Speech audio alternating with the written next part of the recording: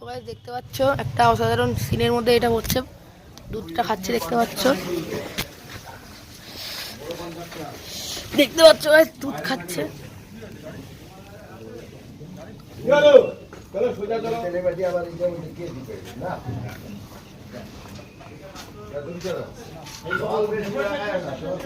কি গাছ অসাধারণ লাগছে কিন্তু গাইস দেখতে পাচ্ছ গরুর বাচ্চা কিভাবে সুন্দরভাবে দুধটা খাচ্ছে, কত মজায়।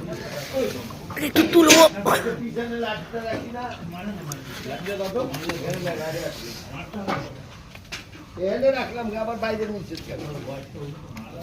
দেখতে পাচ্ছ গাইস কি সুন্দর ভাবে খাচ্ছে।